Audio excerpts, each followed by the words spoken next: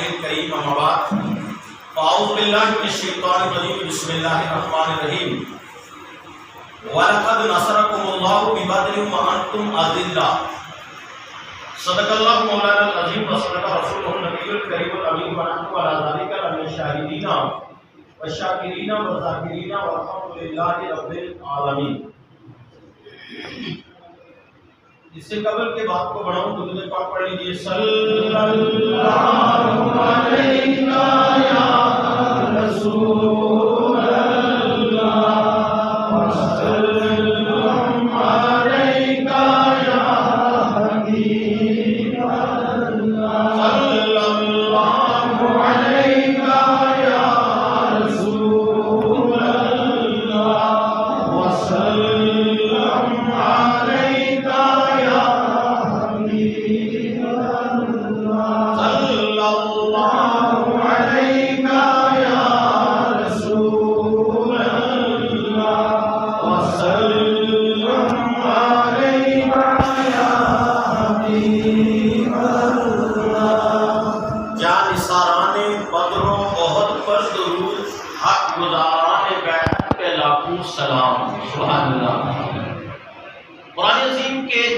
سپارے کی میں نے ایک آیت کریمہ آپ کے سامنے تلاوت کیا۔ اللہ رب العزت کا واضح اعلان ہے وَلَقَدْ نَصَرَكُمُ اللَّهُ بِبَدْرٍ وَأَنْتُمْ أَذِلَّةٌ، تحقیق کہ ہم نے آپ کو بدر میں کامیابی دی اس حال میں کہ آپ کمزور تھے۔ وَأَنْتُمْ أَذِلَّةٌ، آپ کمزور تھے۔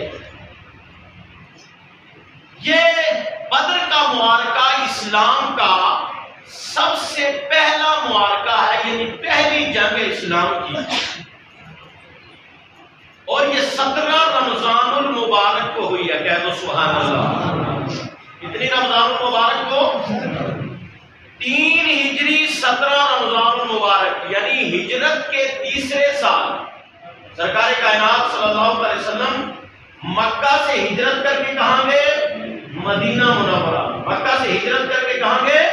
مدینہ منورہ میں۔ تو 3 ہجری یعنی ہجرت کے تیسرے سال یہ معرکہ تھا، اور اسلام کی پہلی جنگ تھی اور پہلی فتح تھی۔ سبحان اللہ۔ اور اس کو اللہ نے جو بیان فرمایا وَلَقَدْ نَصَرَكُمُ اللَّهُ بِبَدْرٍ وَأَنْتُمْ أَذِلَّةٌ، کہ ہم نے آپ کو کلم کلا فتح دے دی، کامیابی دی، ہم نے آپ کی مدد کی۔ نصرکم اللہ، اللہ نے تمہاری مدد کی اس حال میں کہ تم کمزور تھے۔ اب یہ دیکھو آپ کی کمزوری کس اعتبار سے تھی؟ تعداد کے اعتبار سے۔ ادھر کفار کا لشکر 1000 کا اور ادھر مسلمانوں کا لشکر 313 کا۔ بچوں سے سنیں گے انشاءاللہ سکون بھی آئے گا، جس کو جلدی ہو جا سکتا ہے۔ آنکھیں جس کو دیسی زبان میں بولتے ہیں ٹڈے لگا کر زبردستی بیٹھنے کا کوئی فائدہ نہیں۔ بابا گلجا صاحب نے کوئی بڑی پیاری بات کہی ہے، کھلنا تھا تو ادھر بڑھا، اتنا تھا پھر کٹ دریا، وچ دریا تے بوتے لا، مچھلیاں وانگو ڈبکیاں لا، پھر بھی تیری بولی مکنی چلیا پہلے اپنی میں مکا۔ یہاں اندر کی میں اور لالچ جو ہے نا بات جانے کی، اس کو چھوڑ کر بیٹھیں گے تو سننے میں بھی مزہ، سنانے میں بھی مزہ، سنانے کا بھی فائدہ، سننے کا بھی فائدہ۔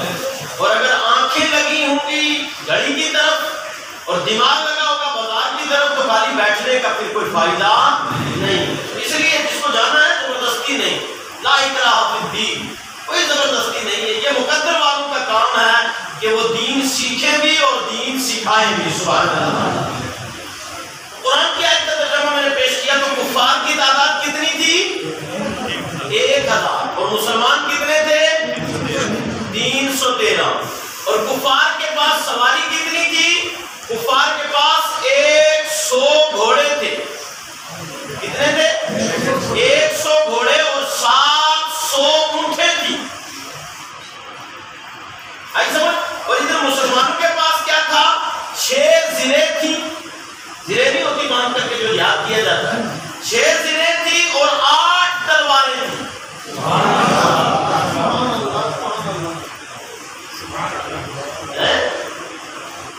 لیکن کیا چیز تھی؟ قرآن اسی کو فرمایا کہ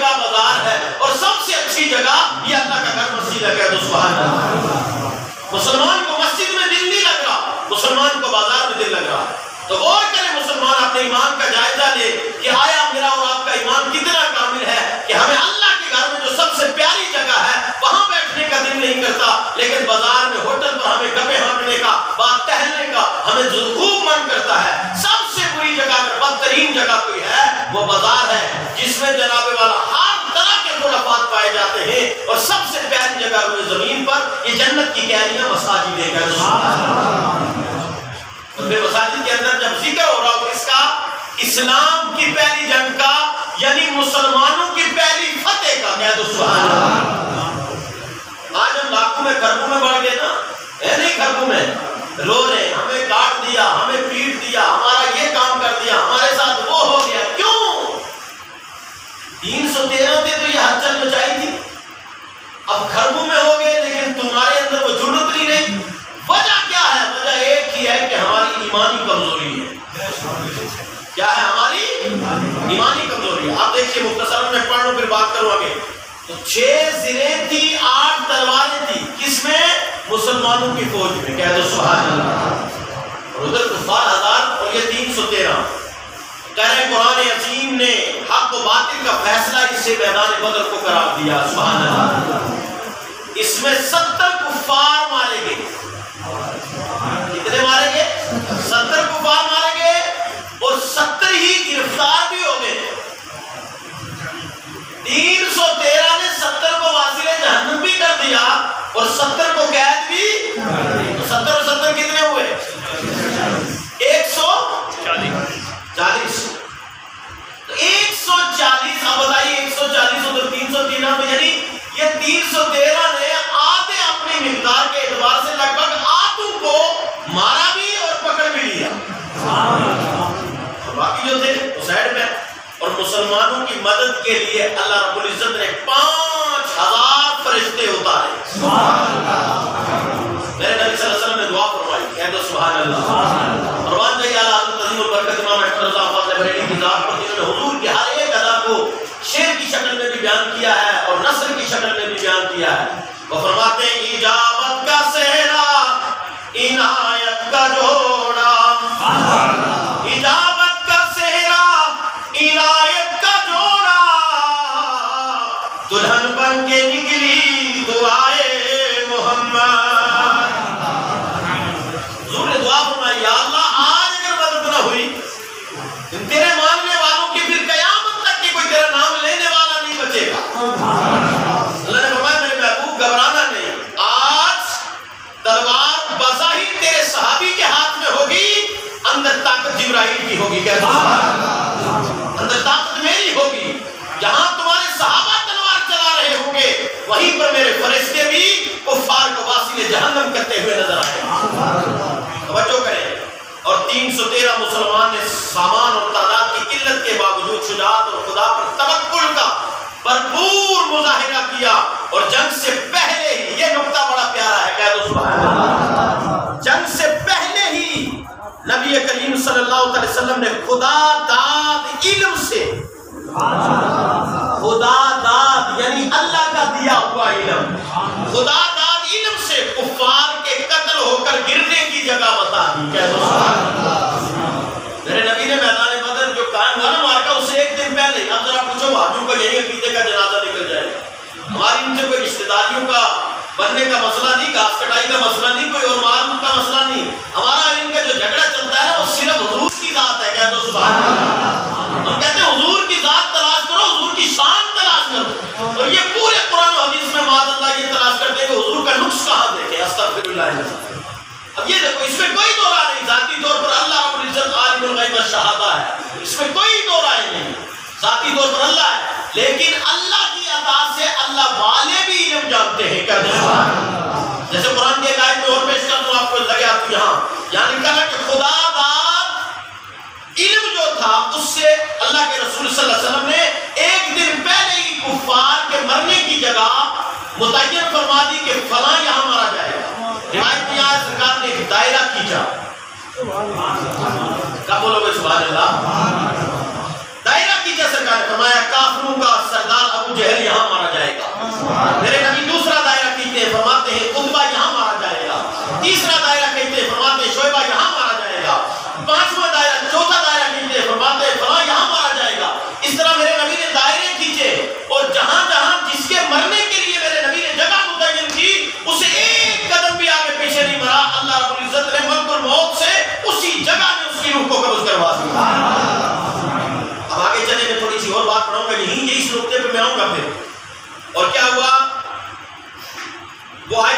پیش کر دینا چاہتا ہوں.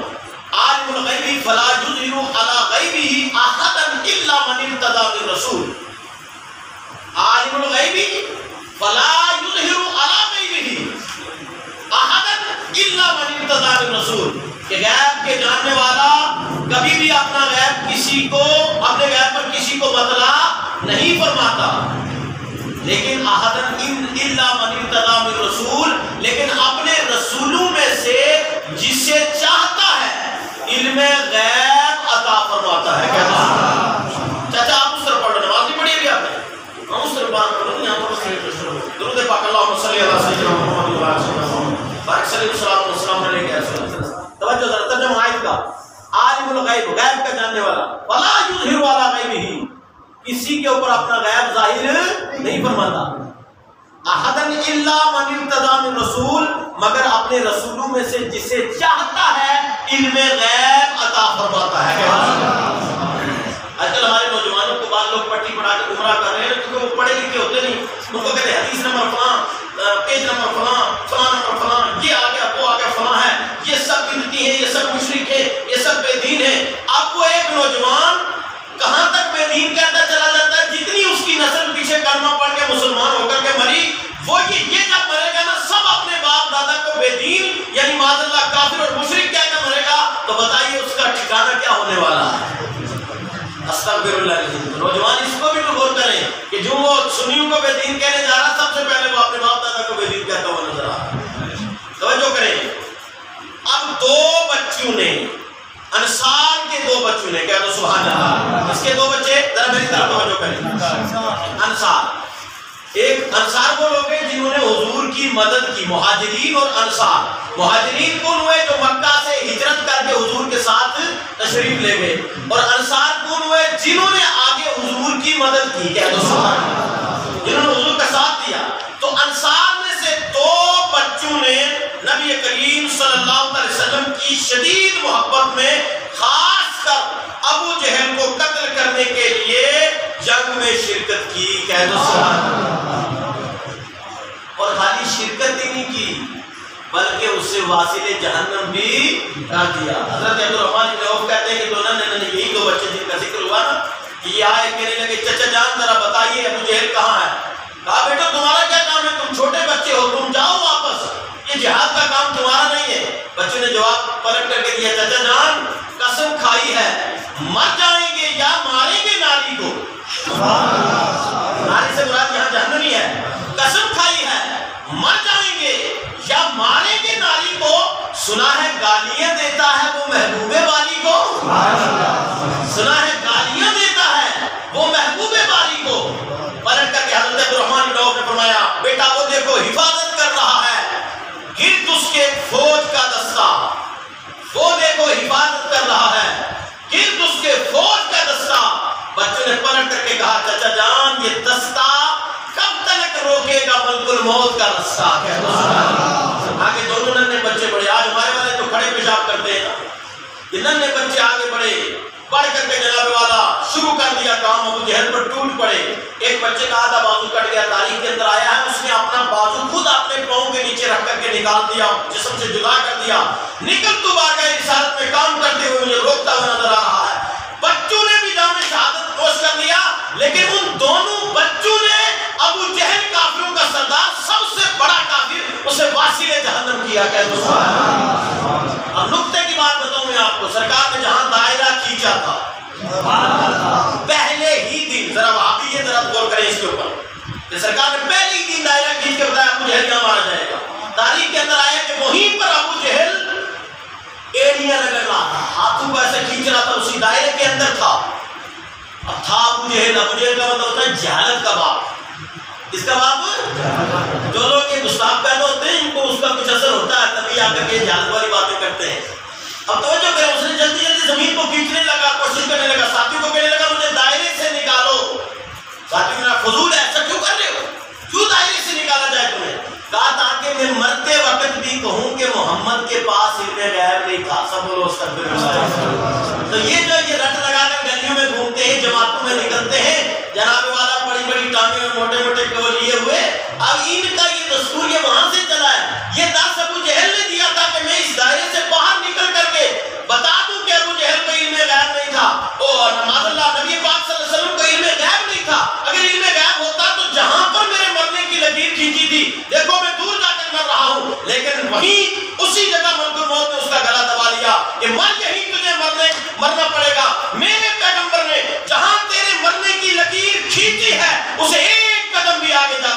نہیں مر سکتا. تاریخ گواہ ہے میرے دوستوں اور بزرگوں کہ جتنے کفار کے لیے نبی صلی اللہ علیہ وسلم نے دائرہ کھینچا تھا اسی دائرے کے اندر وہ کفار مرتے ہوئے نظر آئے. اسی کو تو علم غیب کہتے ہیں. اور کس کو علم غیب کہتے ہیں؟ اللہ نے فتح دی اور 5000 فرشتے اترے اور تلواریں ان کی تھی اور کفار کو تہس نہس کر کے رکھ دیا اور قیامت تک کے اسلام کے پرچم کو بلند کر دیا. جناب والا یہاں پہ کچھ لوگ ابھی میری تقریر تو سخت ہو رہی ہے نا, کچھ لوگ کہیں گے جناب نہیں مولویوں کو ایسی باتیں نہیں کرنی چاہیے تھی. کیا کرنا چاہیے تھی؟ سیٹ نیچے کر کے دھنی میں دے کر کے اور اوپر جوتے کھاتے رہنا چاہیے, سر اٹھا کر نہیں جینا چاہیے. زندگی زندہ دلی کا نام ہے, مردہ دل کے ہاتھ دیا کرتے ہیں. اپنی جرت و بہادری دکھایا کرو, ہمیشہ سر جھکا کر نہ جیو, سر اٹھا کر کے جیو. کہ الحمدللہ تم غیرت مند قوم ہو, لیکن شرط یہ ہے کہ تم میرے نبی صلی اللہ علیہ وسلم کی سیرت کو اپناؤ. قرآن کہتا ہے تمہیں ولا تہنوا ولا تحزنوا وانتم الاعلون ان کنتم مؤمنین. سستی مت کرو, غم مت اٹھاؤ, تمہیں غالب کر دیں گے. شرط یہ ہے کہ میاں مومن ہو جاؤ. کہہ دو سبحان اللہ. تمہیں مومن ہونا پڑے گا. میرے دوستوں اور بزرگوں, ابو جہل وہیں واصل جہنم ہوا اور اسی اور پتہ مسلمان کتنے شہید ہوئے ٹوٹل کفار. اب مسلمانوں کی تعداد کتنی تھی بولیے؟ میں گفتگو کا خلاصہ کر رہا ہوں, آپ کہیں تو چھوڑ دوں خلاصہ, کیونکہ یار کہیں اینڈ تو ہونا چاہیے نا. تو بڑا لمبا چیپٹر ہے, ابھی میں پہلے ہی صفحے میں رکا ہوں لیکن آگے نہیں بیان کروں گا, بس اسی پر کلوز کر رہا ہوں. مسلمانوں کی تعداد کتنی تھی اور کفار کتنے تھے؟ 1000. کافر مرے کتنے؟ 70. کتنے مرے؟ قید کتنے ہوئے؟ 70. اور مسلمان ٹوٹل کتنے شہید ہوئے؟ 14. ٹوٹل مسلمان کتنے شہید ہوئے؟ اور انہی میں سے ایک صحابی تھے حضرت حارثہ. سرکار کائنات صلی اللہ علیہ وسلم نے ان کی والدہ سے فرمایا کہ تمہارا بیٹا حارثہ فردوس سے اعلیٰ میں پہنچے ہیں. میرے دوستوں بزرگوں, یہ دین ہے, دین آسانی سے نہیں ملا. آج ہم روزہ رکھتے ہوئے پیٹ میں درد ہو جاتا جی پیاس لگتی ہے, کیا جناب جی روزہ نہیں رکھ سکتے جی, آپ کو پتہ پیاس لگتی ہے, کوئی نماز نہیں پڑھ سکتے, آپ کو پتہ جی بیٹا درد کرتا ہے, پنڈلی درد کرتی ہے جی, کھڑے ہو کر کبھی نہیں پڑھ سکتے جی, کمر میں درد ہے جی, تو کیا جی افطاری کرتے ہو؟ افطاری کیوں نہیں کریں گے جی, کافر تھوڑے نہیں. اس دور کے ہم مسلمان اس طرح کے بن گئے, آئی سمجھ نہیں. اور جو لوگ روزہ نہ رکھ کر کے افطار پارٹیوں میں, چاہے وہ مساجد میں ہوں یا کسی جگہ بھی جاتے ہیں, وہ بہت گنہگار ہوتے ہیں, کیونکہ وہ ڈاکو بن کے جاتے ہیں بلکہ سائن بن کے نہیں جا رہے. کیونکہ آگے جن لوگوں نے افطار کا انتظام کیا ہوتا ہے وہ روزے داروں کے لیے کیا ہوتا ہے, وہ ان کا حق ہوا کرتا ہے, اور یہ لوگ خود جا کر کے توڑتے ہیں اور دن پورے اللہ کی لعنت میں رہتے ہیں. اب آخری بات میں کر دوں, بڑی باتیں تھی بہرحال. ایک میں آپ کو اور بڑے ایمان کی بات, حضور کے حقیقی چچا حضرت عباس, کہہ دو سبحان اللہ. کون حضرت عباس رضی اللہ تعالیٰ, وہ حضور کے اس وقت مقابل میں تھے, یعنی کفار کے ساتھ تھے. کس کے ساتھ تھے؟ چچا ہے حضور کے, لیکن کفار کے ساتھ تھے. اب کئی لوگ کہہ سکتے ہیں جناب حاجی سرفراز صاحب کے کوئی رشتے دار ادھر ہیں, مولی مجید کے ادھر ہے, تو کوئی بات نہیں, یہ شروع سے مسئلہ چلا آ رہا ہے, ادھر ادھر ہوتے ہیں, ایسا نہیں, یہ کوئی نارمل باتیں ہیں. اب توجہ کریں آپ. اب حضور کے چچا حضرت عباس وہ ادھر تھے کفار کے ساتھ, تو وہ بھی گرفتار ہو گئے. کیا ہو گئے؟ گرفتار ہو گئے. گرفتار ہوئے تو سرکار کائنات صلی اللہ علیہ وسلم نے صحابہ سے پوچھا, جب فتح ہو گئے نا میدان اور اسلام کا پرچم بلند, کہہ دو سبحان اللہ, اور ایسا بلند ہوا کہ قیامت تک بلند, کہہ دو سبحان اللہ. یہ اسلام کی پہلی فتح تھی, اس کو یاد رکھا کرو. 17 رمضان ہے یہ, 17 رمضان کو نہ بھولا کرو. جس طرح عرس نہیں نہ بھولتے ہو, اس کو نہ بھولا کرو زیادہ. عرس یہ سب بعد میں ہے, فتح مکہ یہ فتح میدان بدر, فتح اسلام پہلی ہے. کہہ دو سبحان اللہ. میرے دوستوں بزرگوں, یہ ان کی فتح ہے, تبھی آج عرس والوں کا بھی عرس ہو رہا ہے. توجہ کریں آپ لوگ. تو گرفتار ہو گئے نا, تو حضور نے مشورہ کیا صحابہ سے. آج لوگ مشورہ نہیں کرتے, چھوٹی چھوٹی باتوں میں مشورہ نہیں کرتے. میرے نبی صلی اللہ علیہ وسلم نے فرمایا اپنے ساتھیوں سے مشورہ کر لیا کرو. مشورے میں برکت ہے, کام تو اپنا ہی کرو, لیکن رائے لے لو نا, رائے لینے کے بعد پھر اپنی رائے رکھ دو. مرضی اگر اپنی ہی من مانی کی ہے وہی کر لو, لیکن مشورہ تو کر لو.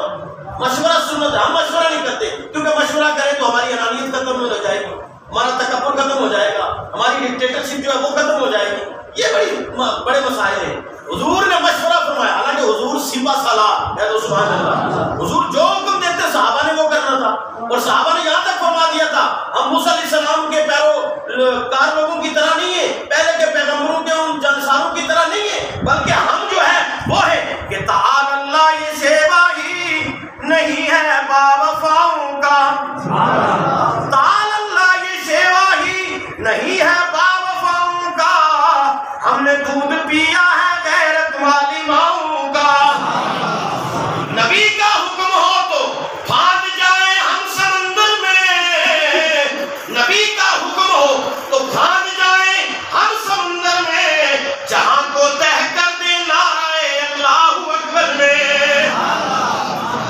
صحابہ کا مشن تھا، تو حضور صلی اللہ علیہ وسلم نے پھر بھی مشورہ کیا، حالانکہ حضور کو پتا تھا کہ میرے جانسار جو میں کہہ دوں گا وہ کر دیں گے، لیکن اس کے باوجود بھی حضور نے مشورہ فرمایا، فرمایا میرے صحابہ کیا چاہتے ہو، یہ جو جتنے گرفتار ہیں کفار، کیا ان کو قتل کر دیا جائے یا ان کو قید ہی رکھا جائے یا ان کو آزاد کیا جائے؟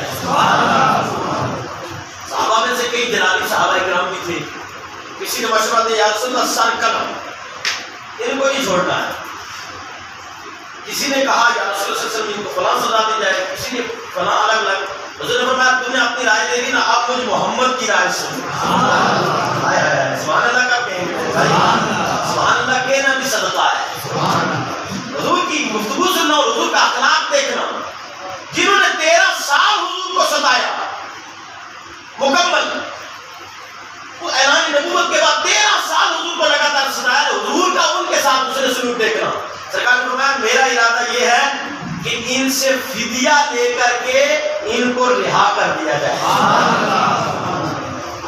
حضور کے آگے کس کی مجال تھی کہ رائے کو چینج کرتا؟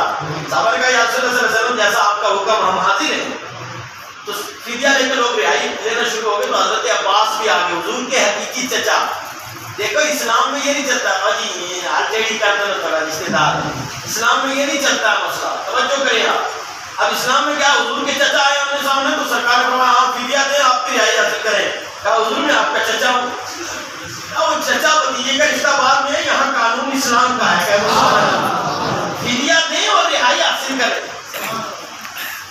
انہوں نے کہا کہ یہاں بھی دیکھ لینا حضور کا علم ہے، انہوں نے کہا آپ جانتے ہیں کہ غریب شخص میرے پاس کچھ نہیں، حضور مسکرائے، مسکرا کے فرمایا میرے چچا جو میری چچی ام الفضل کو آپ گھر میں کچھ دینار دے کر کے آئے ہیں وہ کہاں ہے؟ حضرت عباس گھر میں کچھ دینار دے کر کے آئے تھے نا، اور کہا تھا کہ اگر میں واپس آ کر ٹھیک ہے پھر مل بانٹ لیں گے، پھر میرے ہی قبضے میں آ جائیں گے، اور اگر میں واپس نہ آیا تو یہ تم اپنے خرچے کے لیے اپنے پریوار چلانے کے لیے رکھ لینا۔ تو اس کا علم بیوی کے اور شوہر کے علاوہ کسی تیسرے کو یا تو حضرت عباس کو علم تھا یا ام الفضل جو ان کی بیوی تھی ان کو علم تھا۔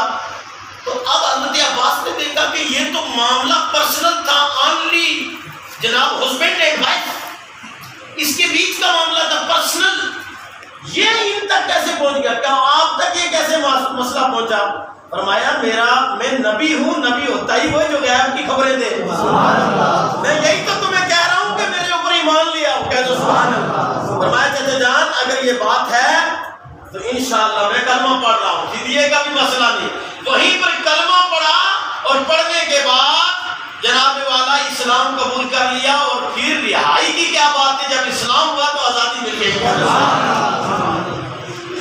اس لیے مسلمانوں دل تو یہ کرتا ہے کہ میں بولتا رہوں تم سنتے رہو، لیکن پھر کل نہیں آؤ گے نا، سامنے گھنٹی لگا دی تو بات اللہ آپ کے سننے میں اور میرے بولنے میں، روزے کے صدقے، میدان بدر کے صدقے اور رمضان کی اس برکت کے صدقے برکت نازل فرمائے، سب بولو پیار سے آمین۔ اللہ رب العزت آپ کی جوانی میں، بزرگوں کی بزرگی میں، بچے کے بچپنے میں، ہم سب کے پریوار میں بے پناہ برکت نازل فرمائے، ہم سب کو خدا ذلتوں سے، قاریوں سے، بیماریوں سے محفوظ فرمائے۔ اللہ رب العزت اپنے کرم سے ہم سب کو، ہمارے اہل و عیال کو مالا مال فرمائے۔ یا اللہ تیرے حبیب صلی اللہ علیہ وسلم کا فرمان علی شان ہے، شہدائے بدر کے وسیلے سے جو دعا کی جاتی ہے مولا وہ دعا تو رد نہیں فرماتا۔ تیری بارگاہ میں التجا ہے جتنے ہارٹ میں، کینسر میں، دیگر مہلک بیماریوں میں، کڈنی یا ہر طرح کی مہلک بیماریوں میں مبتلا ہیں ان کو بھی شفا عطا فرما۔ یا اللہ جتنے ہم صحتیاب ہیں ہم سب کو اس طرح کی مہلک بیماریوں سے بچا، ہمارے اہل و عیال کو بچا، شہدائے بدر کے صدقے ہمارے ایمان میں بھی برکتیں نازل فرما، جان میں بھی برکتیں نازل فرما، عمروں میں بھی برکتیں نازل فرما، عزت و وقار میں بھی برکتیں نازل فرما، ذلت و خاریوں سے بچا، ہر پریشانی سے بچا۔ ایک ہی جملہ تیری بارگاہ میں عرض ہے مولا، بدر والوں کا صدقہ عقیدہ اہل سنت پر ہمیشہ ہم سب کو، ہماری آنے والی نسلوں کو قائم دائم کر دے۔ جتنے جوان گمراہ ہو رہے ہیں یا اللہ ان کو ہدایت دے دے، تو جسے ہدایت دے کوئی گمراہ نہیں کر سکتا، اور جسے تو گمراہ کر دے کوئی ہدایت دینے والا نہیں ہے۔ یا اللہ تمام کو ہدایت کے راستے پر رکھ، یا اللہ جو سواد اعظم اہل سنت و جماعت اس پر قائم دائم رکھ، بزرگوں کا وفادار رکھ، صحابہ کا عقیدت مند رکھ، اہل بیت کا محب رکھ، انبیاء کا عقیدت مند اور ادب کرنے والا رکھ، ماں باپ کا خدمت گزار رکھ، اور دین کا خدمت کرنے والا بنا۔ دنیا میں رقبہ عزت باوقار رکھ، دنیا سے جب ہو اختتام اور تیرا پیارا کلمہ زبان بحق لا الہ